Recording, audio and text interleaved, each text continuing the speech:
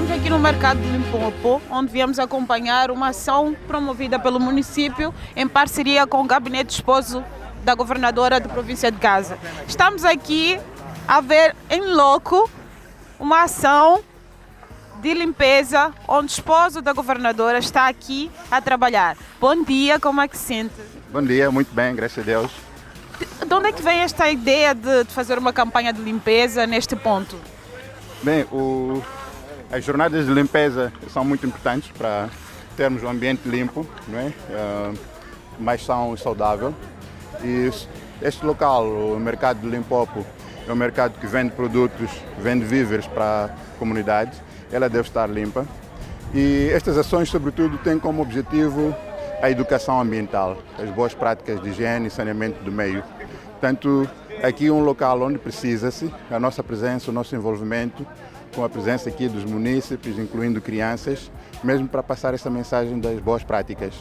Com que frequência tem estado a realizar este tipo de atividade? Se elas só são campanhas de limpeza ou têm uma outra vertente? Não, elas acontecem regularmente.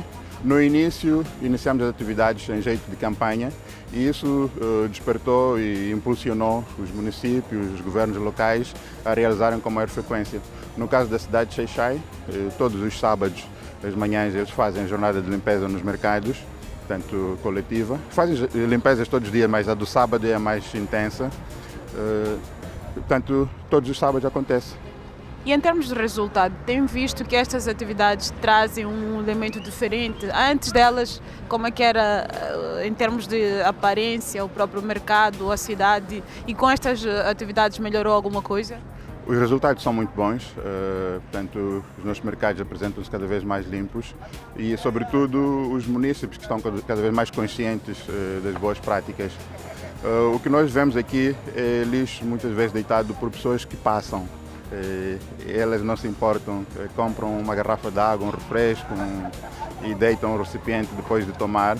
Mas os vendedores do mercado já estão consciencializados em deitar o lixo em locais apropriados. Os munícipes que aderem à campanha, às jornadas, também estão, em que essas boas práticas devem começar das suas casas e o fazem. E também aqui no local, que é o mercado. E o nível de consciência? Nós vemos aqui crianças, adultos, mamanas. Como é que se está a trabalhar nessa consciência ao ponto de termos tanta gente aqui a contribuir nesta campanha? A ideia é precisamente investir muito nas crianças e nos adolescentes e jovens, são os que têm muito tempo de vida pela frente e são os grandes atores da sociedade do amanhã, que é muito breve, que já começou. Portanto, eles aderem, há desafios sim, mas aqueles que percebem a importância aderem e não têm vergonha em participar do processo. E o nosso exemplo no envolvimento ajuda a encorajar, a motivar, a ver que de facto é algo muito importante. Afinal de contas, todos nós nas nossas casas adquirimos víveres no mercado e se este mercado não está bem em termos de higiene e saneamento, é um perigo para a nossa saúde. Então, por que não uma ação destas que é benéfica para nós próprios? E isso deve se replicar também nas vilas, nas escolas, em todos os outros locais públicos, incluindo também paragens de chapas, portanto, que é para garantir a nossa saúde.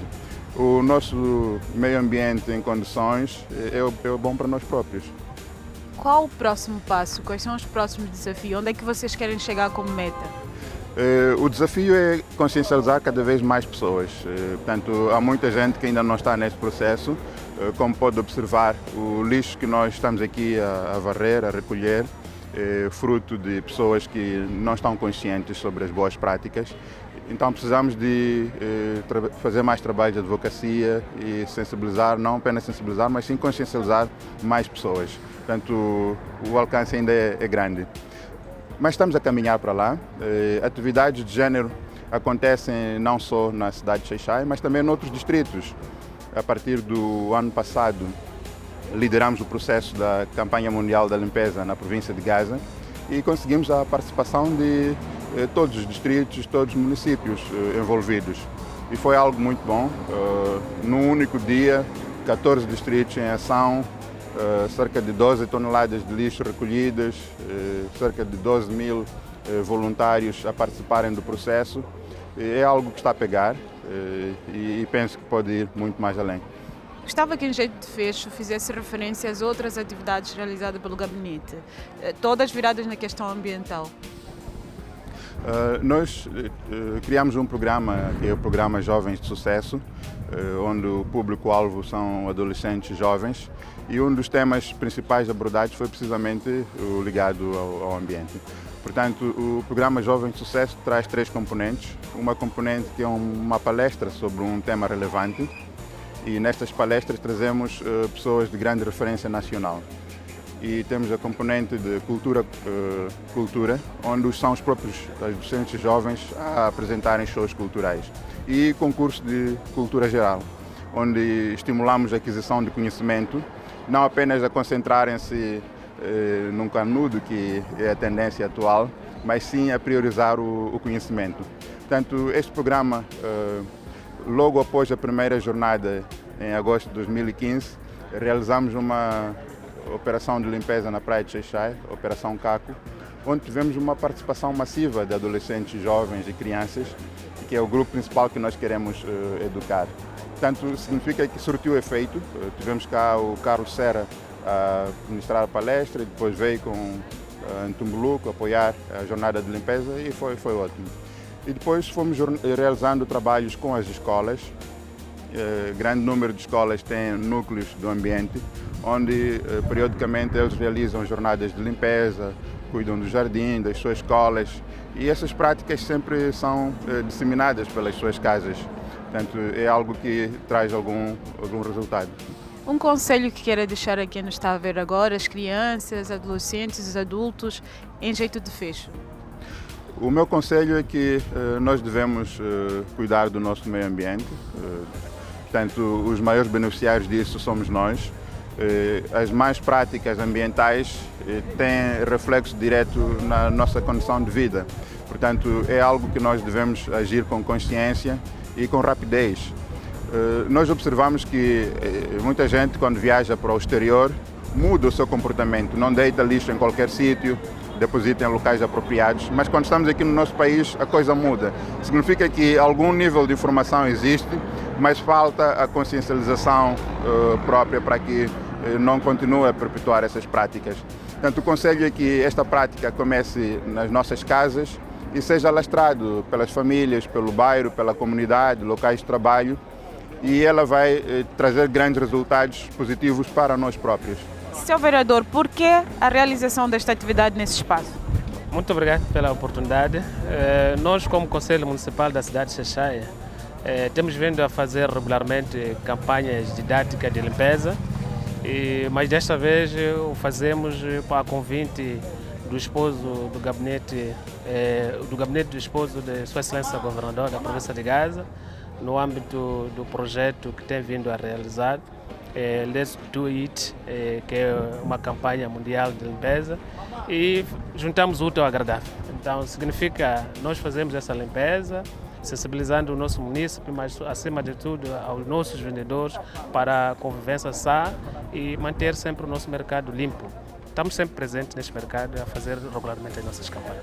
E o que é que esperam como resultado desta campanha que fizeram cá?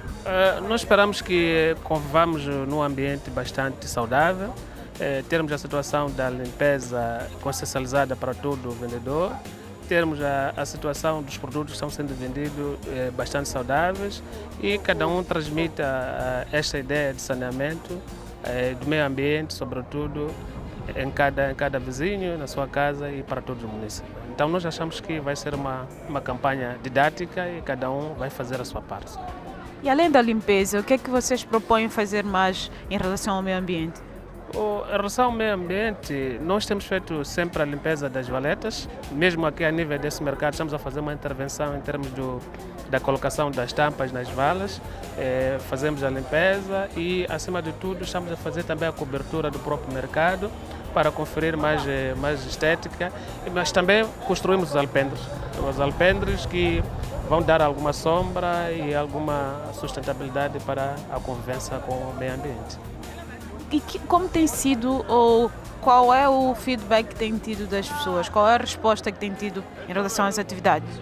Nós temos tido um feedback bastante positivo, a maior aderência, como vê, a população saiu bastante e isto tem sido feito de forma replicada também a nível dos postos administrativos, é bastante positivo. Por que é que está aqui neste lugar e com esta vassoura? O que é que está aqui a fazer? Estou aqui a fazer limpeza. E por que é que está aqui a fazer limpeza? Por que é que acha que é necessário? É muito necessário fazer limpeza, porque limpeza é para termos boa saúde e é também para o nosso mercado estar muito limpo, com a cidade bem limpa e a cidade bem linda. A mamã vende aqui no mercado e trabalha aqui no mercado.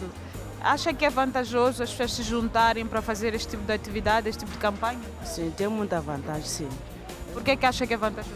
É vantajoso porque dá valor para a nossa sociedade, estar em condição de não ter malária, não ter saúde, várias saúdes.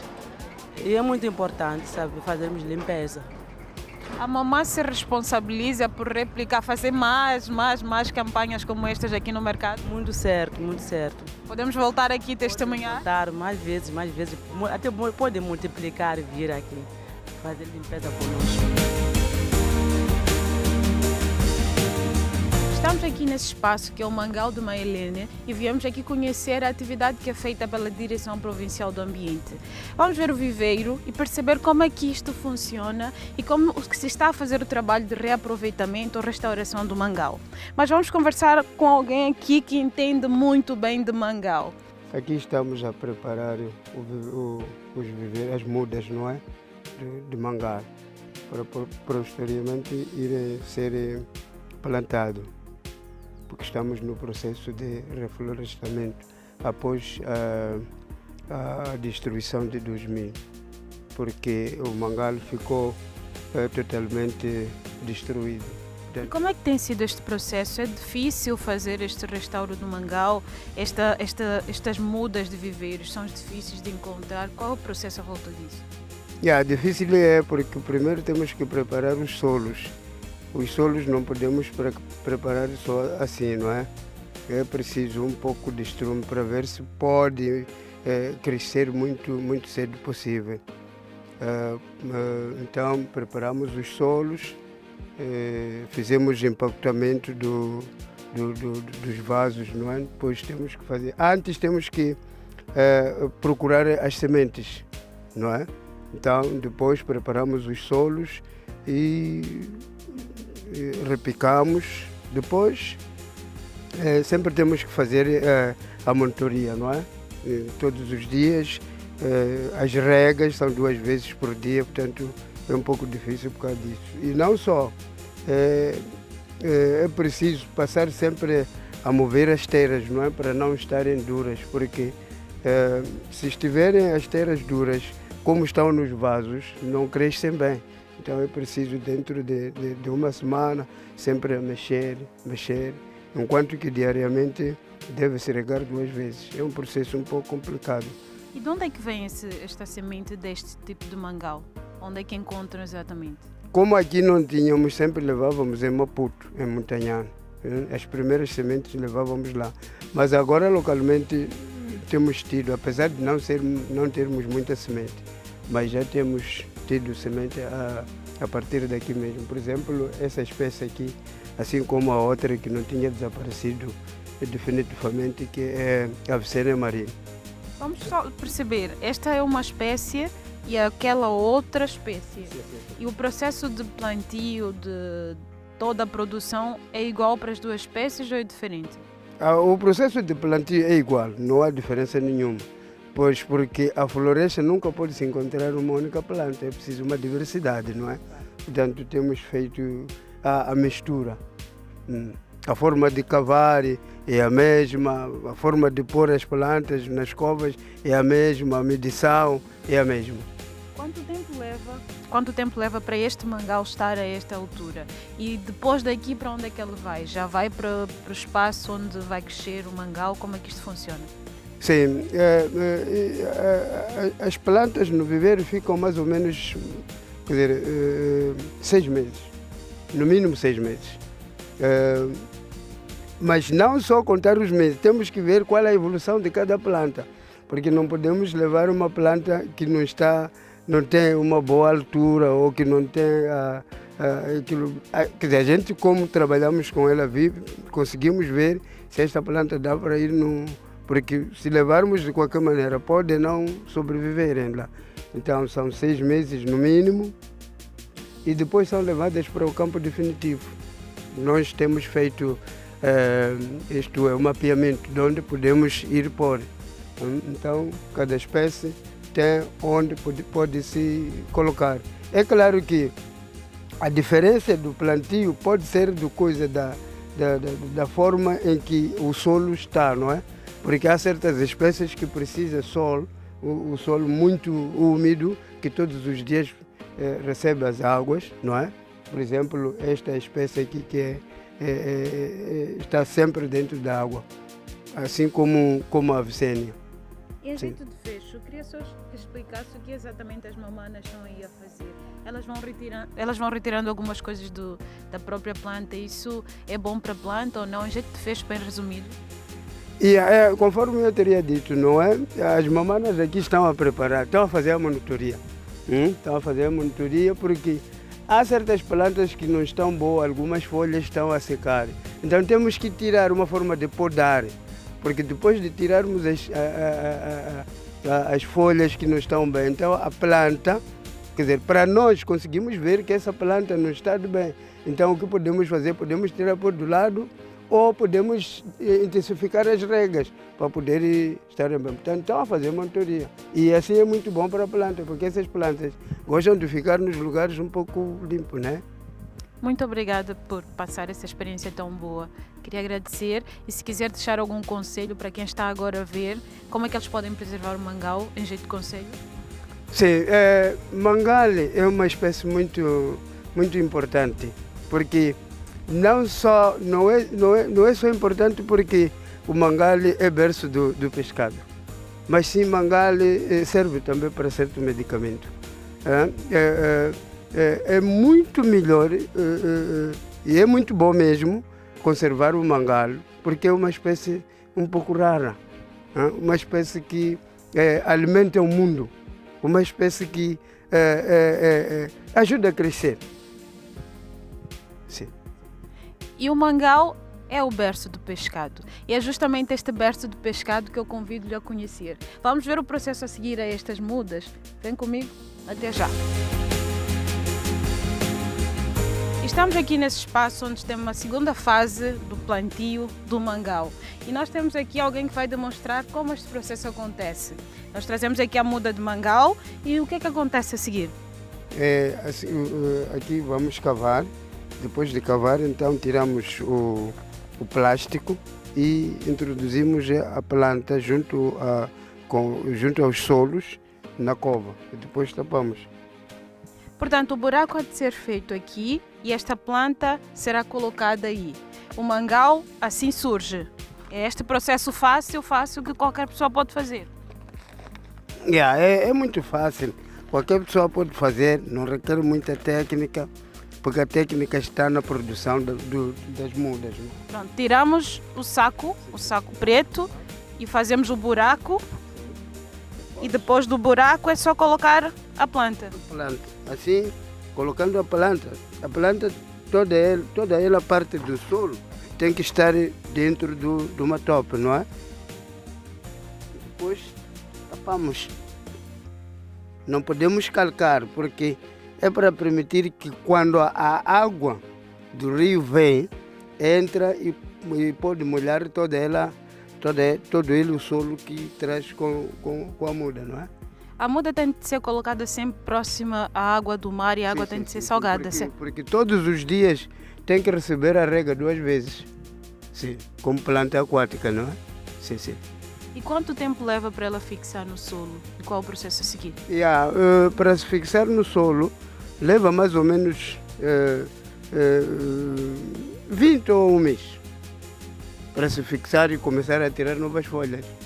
Sim. E quanto tempo leva para ela já ficar um mangau adulto, dependendo da situação climatérica, mas quanto tempo nós temos em média para ter um mangau desses enorme? Média são 5 anos. Pelo menos já vê-se que é uma árvore, não é? Mas para ser aquele mangal mesmo, verdadeiro grande mangal, mesmo 15, 20 anos. E o que é que temos de vantagem quando temos um mangal? O que é que nós vamos ter em termos de biodiversidade? Pode nos passar? Bom, em termos de biodiversidade, o que vamos ter é que vamos ter boa saúde, vamos ter bom pescado, vamos ter boa dieta alimentar e mais. Pronto, vamos ter bom pescado, boa dieta alimentar e este ar puro que temos aqui à volta. Para além de todo o pescado que irá se multiplicar e virá em quantidade. O conselho que vai deixar para as pessoas agora em relação ao plantio de mangal e esta fase aqui que nós estamos, o que é que isso significa para si? Para mim, o conselho que vou deixar e o que significa para mim ter muito mangal é que as pessoas têm que conhecer que a biodiversidade é muito boa para nós humanos. E a espécie de mangal é uma daquelas que temos que cuidar muito, porque, conforme eu disse, além de dar boa dieta alimentar, como pescado e tal, assim como medicamento, é uma planta que defende a erosão. Estou a falar dessas covinhas ou aquilo que aconteceu em 2000. Nós ficávamos aqui sem proteção dos solos, né? Por exemplo, este canal onde estamos é o resultado de 2000, mas portanto porque aquela cheia conseguiu arrastar todo o mangal para o mar e assim estamos a repor. É de tal maneira que hoje conseguimos ter muito pescado. Por exemplo, este ano tivemos uma boa produção de pescado, porque já estamos a repovoar o mangal, não é? Assim nasce o mangal, nasce uma vida e nasce a geração consciente. Até já. Nós temos aqui a senhora Ana Tércia Cuna, que vai nos dizer exatamente o que faz nesse espaço e o que este espaço, o mangal, significa para si. Bom, o mangal, como já se disse, é uma espécie muito importante porque é aqui onde as espécies marinhas se reproduzem e crescem e também garante a proteção da erosão costeira. Então nós, como Direção Provincial da Terra e Ambiente, sensibilizamos a comunidade local a aderir a esse projeto de reflorestamento de mangal, mas também a cuidar do mangal, porque não adianta reflorestar e amanhã cortar e destruir. Então esse aqui é o nosso trabalho aqui. E como é que tem sido este trabalho? É fácil? É desafiador? Conta-nos essa experiência. Não é fácil, porque mudar a consciência de pessoas, principalmente adultos, não é uma tarefa fácil.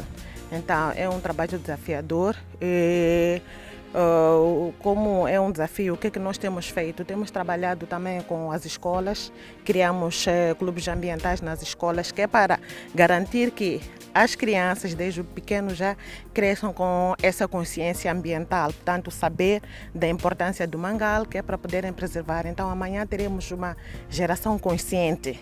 Esse é que é o nosso objetivo. E qual é o estágio do mangal aqui na província de Gaza? E principalmente qual é o papel deste espaço e dos viveiros neste, se calhar, chamaríamos de recuperação do mangal perdido?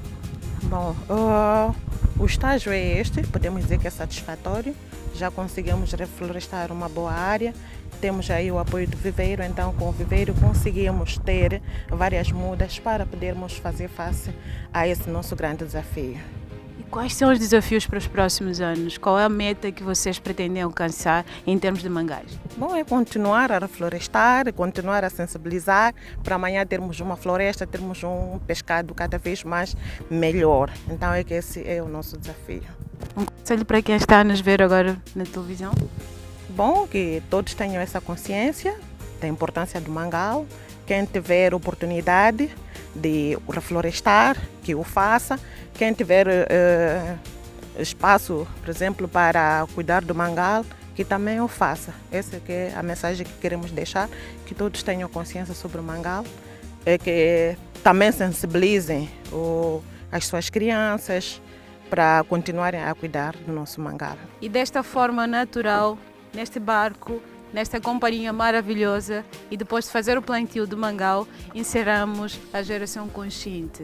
Mas encerramos por aqui e continue aí de casa a construir a geração consciente. Até a próxima semana.